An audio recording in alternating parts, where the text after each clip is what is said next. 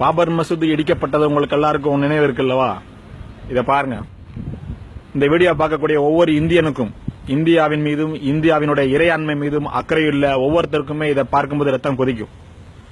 உலக அரங்கில் இந்தியா தலை குனிந்த நாள், உலக அரங்கில் இந்தியா அவமானப்பட்ட நாள். 400 ஆண்டு காலம் பழமை வாய்ந்த இந்த பள்ளிவாசல காட்டுமிராண்டி கும்பல்கள், சங் பரிவார் கும்பல்கள் எந்த அளவுக்கு உள்ள வந்துட்டு திட்டமிட்டு உள்ள வன்முறையை கட்டவிழ்த்து விட்டுருக்காங்க மட்டும் பாருங்க. சொற்ப காவலர்கள், போதிய காவலர்கள் கிடையாது. அன்றைய மத்திய அரசும் மாநில அரசும் நினைச்சிருந்தாங்கன்னா இதை கட்டுப்படுத்திருக்க முடியும். அந்த கூட்டத்திலேயே அத்வானி பேசுறாப்புல, என்ன பேசுறாப்புல, நம்ம எதற்காக இந்த இடத்துக்கு இந்த திட்டத்தை வந்தோமோ அதை நம்ம நிறைவேற்றணும் அப்படின்ட்டு அத்வானியுடைய பேச்சு அது. அப்போ திட்டமிட்டு நடந்தேறிய இந்த பள்ளிவாசல் இடிப்பானது நம்ம எல்லாருக்கும் வந்துட்டு ஏதோ ஒரு கூட்டத்தை திடீர்னு ஆக்ரோஷத்துல போய் இடிச்சிட்டாங்க அப்படின்னு நினைக்கிறோம். கிடையாது. பல ஆண்டுகளாக திட்டமிட்டு இந்த பள்ளிவாசல் இடிக்கப்படுறதுக்கு 2 ஆண்டுகளுக்கு முன்னே ஒரு மிகப்பெரிய ஒரு மலைக்குன்றுல போய் அந்த மலைக்குன்றை இடிச்சு தரமட்டமாக்குறத பயிற்சி எடுத்துட்டு தான் இங்க வந்திருக்கானுவ. இந்திய ராணுவமும் அன்றைய மத்திய அரசும் அன்றைய அந்த ஊப்பில் உள்ள மாநில அரசும் கைகட்டி வேடிக்கை பார்த்த நாள். அன்னைக்கு அவங்க நினைச்சிருந்தாங்கன்னா நம்ம பள்ளிவாசல மீட்டிருக்க முடியும். இந்த காட்டு மிராண்டி கும்பல அடிச்சு விரட்டி இருக்க முடியும். இன்னைக்கு சும்மா இருக்கிற காவலர்கள் மேல கள்ள கொண்டு எறியறான் பாருங்க. இப்படி கள்ள கொண்டு எரிஞ்சு காவலர்களை பூரா கவனத்தை பூரா திசை இந்த பக்கம் திசை போயிட்டு அந்த பக்கம் பாத்தீங்கன்னா சோரேறி குச்சி போவாங்க. இப்ப இந்த பக்கம் கள்ள கொண்டு எறியறானுவலா, எரிஞ்சு போலீஸ்காரன் பூரா ஒரு இடத்துக்கு வந்துட்டாங்களா, இப்ப பின்னால கூடி சோரேறி குச்சி உள்ள போவாங்க பாருங்க. இங்க போலீஸ்காரன் பூரா இங்க நிக்கிறான். குறைஞ்ச ஆட்கள் தான், விரல் விட்டு எண்ணக்கூடிய போலீஸ் தான். பல்லாயிரக்கணக்கான பேர் கூடியிருக்கிற இடத்துல குறைஞ்ச போலீஸ்காரங்க தான். அப்ப எந்த அளவுக்கு இருக்கு பாருங்க. இந்த சோறு ஏறி பூச்சி உள்ள ஓடுறாங்க பாருங்க. இதே மாதிரி தான் அன்றைக்கு கடந்த காலங்களில் பள்ளிவாசல தொழுகி நடந்துகிட்டு இருக்கும் போது சோரேறி கூச்சி உள்ள கொண்டு போய் சிலையை வச்சானுவ. அன்றைக்கு பூட்டப்பட்ட பள்ளிவாசல் தான். அதுக்கப்புறம் இந்த மாதிரி உள்ளே கூச்சி எடுத்துட்டானுவ.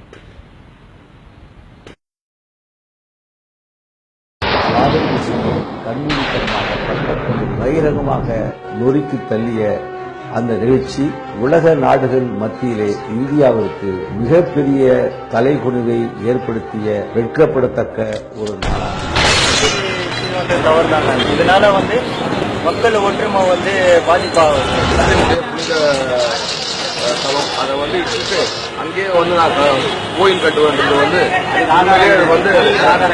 அது ஏற்றுக்க முடியாத ஒரு விஷயம். அது நிறைய பேர் பாதிக்கப்படுகிறாங்க.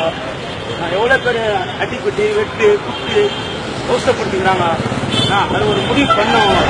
பாபர் மசூதி இடிப்பிற்கு பிறகு நிகழ்ந்த அந்த வன்முறைகள், அது மும்பை கலவரத்திலிருந்து இந்தியா எங்கும் நிகழ்ந்த அந்த வன்முறைகளை நாம் மறந்துவிட முடியாது.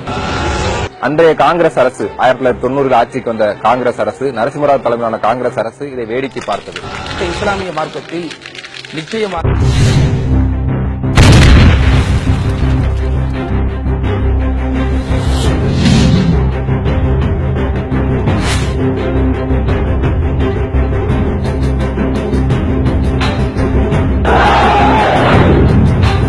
Our dharma is to demand the punishment for all these 68 accused named by the Librhan Commission. We also wanted the Raebareli court, which is looking into the Babri Masjid demolition case, to come to an expeditious judgment on the case. 1992 பிறகுதான் எங்கே எப்பொழுதெல்லாம் அடக்குமுறைகள் வருகிறதோ, எப்பொழுதெல்லாம் அடக்குமுறைகள் கட்டவிழ்த்து விடப்படுகிறதோ, அப்பொழுதுதான் அதிலே ஒரு புரட்சிக்காரன் வருவான். அல்லாஹ் நேரடியாக வரமாட்டான், ஆனால் உனக்கு உரியதை அல்லாஹ் தரக்கூடிய சமயத்தில் இந்த சமுதாயமே நாங்கள் அல்லாஹ்விடத்தில் ஒப்படைத்து விட்டோம். யுத்தத்தில் இதாகத்தில் பகுவோம். அருமை நாயகம் ஸல்லல்லாஹு அலைஹி வஸல்லம் அவர்கள் சொன்னார்கள், பாதிக்கப்பட்டவர்களுடைய பிரார்த்தனைக்கு அஞ்சு கொள்ளுங்கள் என்று. அடக்குமுறைக்கு எதிராக எழுந்து நின்றால் ஒழிய, போராட்டங்களை கையில் எடுத்தால் ஒழிய இதை கொஞ்சமும் பாதுகாத்துக் கொள்ள முடியாது. எவரையும் இந்த நாட்டில் நம்ப முடியாது. தமிழ்நாடு முஸ்லீம் முன்னேற்ற கழகத்தின் 100கணக்கான தொண்டர்களும் எங்கள் செல்வாயே ஜமாத்து பெரியவர்களுக்காக எங்கள் பள்ளிவாசலை நாங்கள் பாதுகாத்துக்கிறோம். இனி ஒரு தாராள சூழ்நிலையாக எந்த பள்ளிவாசலும் தமிழ்நாட்டில் மாறாது. எவன் கை வைக்கிறான் நாங்கள் பார்த்துக்கோடு நெருங்கியும் என்று சொன்ன ஒரு பேரமைப்பு தமிழ்நாடு முஸ்லீம் முன்னேற்ற கழகம் என்று சொன்னார்.